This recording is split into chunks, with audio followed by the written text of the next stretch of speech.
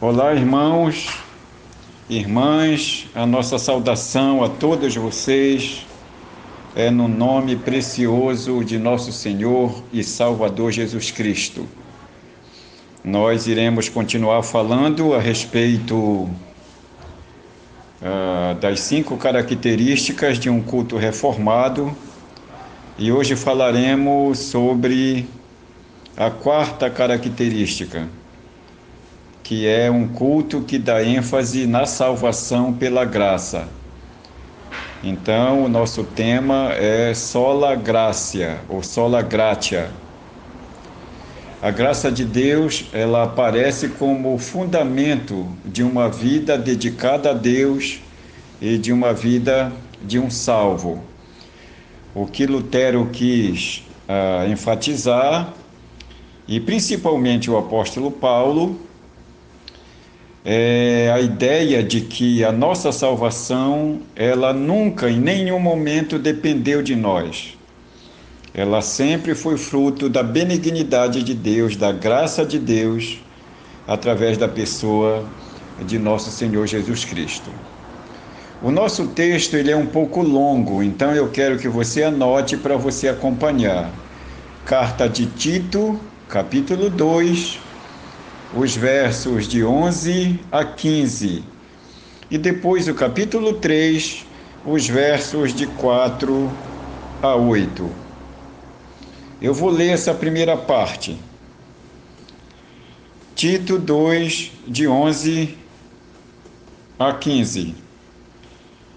Porquanto a graça de Deus se manifestou salvadora a todos os homens, educando-nos para que, renegada a impiedade e as paixões mundanas, vivamos no presente século uma vida sensata, justa e piedosa, aguardando a bendita esperança e a manifestação da glória do nosso grande Deus e Salvador Jesus Cristo, o qual a si mesmo se deu por nós, a fim de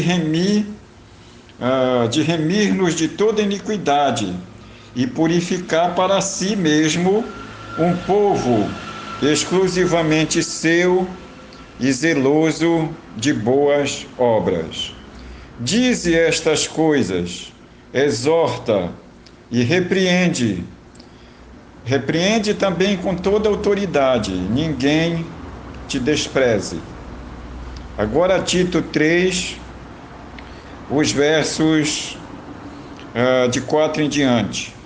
Quando, porém, se manifestou a benignidade de Deus em nosso Salvador e o seu amor para com todos, não por obras de justiça praticadas por nós, mas segundo a sua misericórdia, ele nos salvou mediante o lavar regenerador e renovador do Espírito Santo, que ele derramou sobre nós ricamente, por meio de Jesus Cristo, nosso Salvador, a fim de que, justificados por graça, nos tornemos seus herdeiros, segundo a esperança da vida eterna.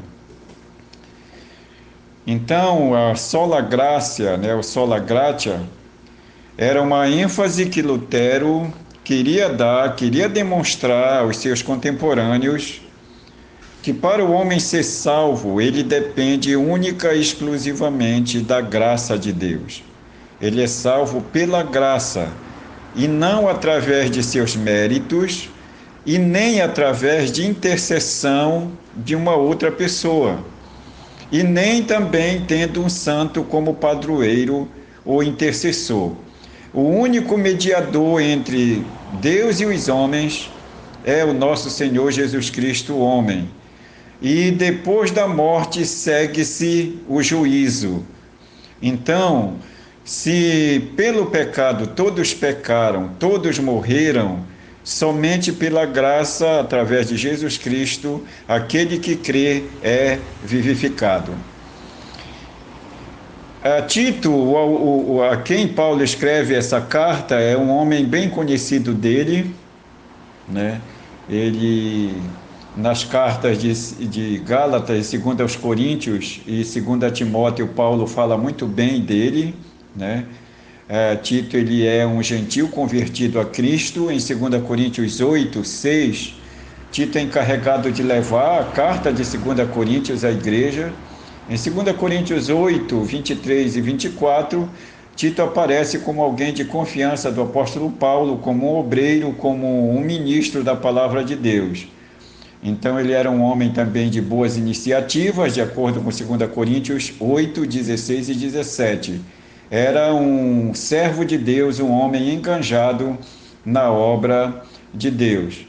Paulo estava na Macedônia, né, e escreve essa carta para Tito, que está aí na região de Creta. A sua data é de 66 a 67, e Creta ficava na região da Panfilha, né? E ele estava lá botando ordem nessa igreja, a mando do apóstolo Paulo, e provavelmente era uma igreja que também Tito já havia conhecido e passado por lá. O tema geral da carta é corrigir os problemas na igreja e instruir a mesma na boa conduta cristã, observando a salvação pela graça de Deus. Em primeiro lugar, vamos ver a manifestação da graça. Tito 2:11. A origem da graça, irmãos, ela está em Deus, ela está na pessoa de Cristo. Como podemos ver o capítulo 3, o verso 4. Quando, porém, se manifestou a benignidade de Deus. Então, a graça, a origem dela, não está nos nossos méritos, mas está sim em Deus, está na eternidade e através do amor de Deus revelada na pessoa de Cristo.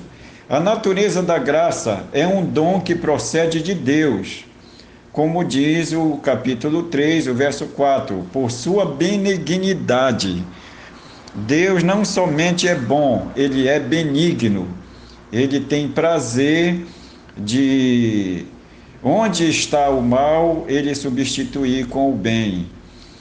A extensão da graça, a salvação é para todos os eleitos, de acordo com Tito 1:1. Paulo se identifica como apóstolo, como servo de Deus, para promover a graça através do evangelho que pertence aos eleitos de Deus. Então, a primeira coisa é a manifestação da graça. A segunda, que podemos ver aqui nesse texto, é o ensino que a graça nos traz. Os versos 12 e 13. A graça nos educa para renegarmos o mal, para abandonarmos o mal. A graça nos ensina a renegar a falsa doutrina, a deixarmos os erros, as coisas que não batem, não conferem com a tônica bíblica, com as doutrinas bíblicas. A graça nos ensina a renegar a falsa ética. Verso 12. A graça nos educa para praticarmos o bem. Verso 12, parte B. A graça nos ensina o correto relacionamento conosco mesmos e também com nossos irmãos, com o nosso próximo. A graça nos ensina o correto relacionamento com Deus. E a graça nos educa para aguardarmos a manifestação da glória de Deus na pessoa de nosso Senhor e Salvador Jesus Cristo. Verso 13. Podemos ver agora a última parte, a operação da graça. O presente da graça, ou seja, o nosso Senhor Jesus Cristo. Verso 14.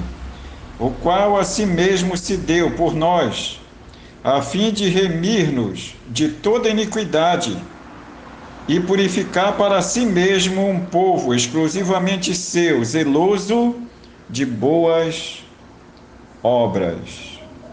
O propósito da graça é manifestar a benignidade de Deus. Capítulo 2, verso 14 e o capítulo 3, verso 4, que eu vou ler mais uma vez o verso 4. Quando, porém, se manifestou a benignidade de Deus, isso mostra o quanto Deus tem sido bom para conosco. E esse processo aí, Deus nos redime do pecado, ou seja, para nos remir do pecado.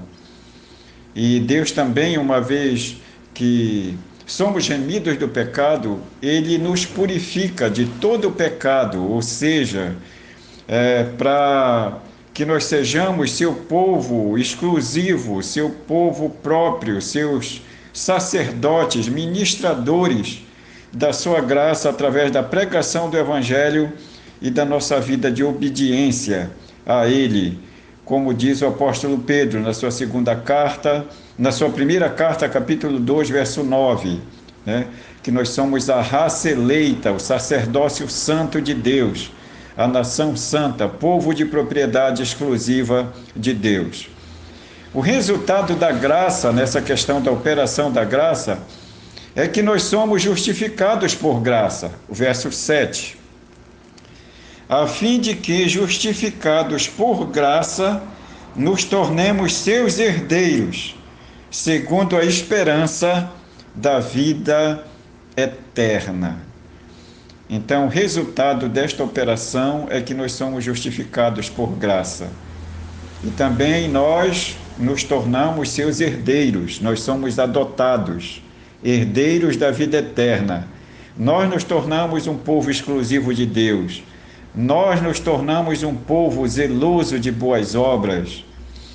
Capítulo 3, verso 8, eu vou ler agora. Fiel é esta palavra, e quero que, no tocante a estas coisas, façais afirmações confiadamente, para que os que têm crido em Deus sejam solícitos da prática de boas obras. Estas coisas são excelentes e proveitosas aos homens que são salvos. Um povo zeloso de boas obras. A graça dá poder para exortar com toda autoridade. Nosso tema, sola gracia. Nossa ênfase, a graça de Deus é o fundamento de uma vida dedicada a Deus, porque somos salvos por sua graça. Primeira ideia, a manifestação da graça de Deus. A origem da graça está em Deus, está na pessoa de Cristo, está na eternidade, está no plano infalível de Deus. A natureza da graça é um dom que procede de Deus, por sua exclusiva benignidade e não por nenhum mérito nosso. A extensão da graça é salvar todos os eleitos e aqueles que creem no nome de Jesus. O aprendizado da graça. A graça nos educa para que venhamos renegar o mal, deixar o mal. A graça nos ensina a deixarmos os falsos ensinos. A graça nos ensina a vivermos para a glória de Deus. A graça nos educa a praticarmos o bem. A graça nos ensina o correto relacionamento conosco mesmos. A graça nos ensina o correto relacionamento com o próximo. A graça nos ensina que nós devemos aguardar a manifestação de nosso Senhor Jesus Cristo. A operação da graça. A graça é um grande presente de Deus. Um presente dito como grande presente porque jamais nós teríamos méritos de recebê-la. O propósito da graça é manifestar a benignidade de Deus e também nos remir do pecado e nos purificar de todo o pecado. O resultado da graça é sermos justificados pela graça, é sermos adotados pela graça e nos tornarmos herdeiros da vida eterna. E também nós vamos surgir como um povo exclusivo de Deus, um povo zeloso de boas obras, não qualquer povo, e um povo que tem poder para exortar com autoridade através da palavra de Deus e viver Cristo. Podemos concluir que a nossa salvação é pela graça. Não é por mérito nenhum de nossa parte. Podemos concluir também, assim como Lutero, que o homem é salvo pela graça. Ele não precisa de uma outra coisa qualquer, não precisa de sal, não precisa de cinza, não precisa de óleo, de dar 7 voltas, não precisa se apegar com santo nenhum. Ele é salvo pela graça de Deus, somente pela graça. E também, nunca jamais por nossos méritos, porque os nossos méritos, como diz Isaías, toda a nossa justiça é como trapo de imundícia. e toda a nossa vida humana como iniquidade sob a ira de Deus. Então, podemos também refletir que pela graça podemos viver uma vida santa para a glória de Deus. Meus irmãos, é somente pela graça que somos salvos, que somos santificados e que temos da parte de Deus poder e graça para vivermos o bom testemunho do Evangelho. Que Deus nos abençoe. Amém.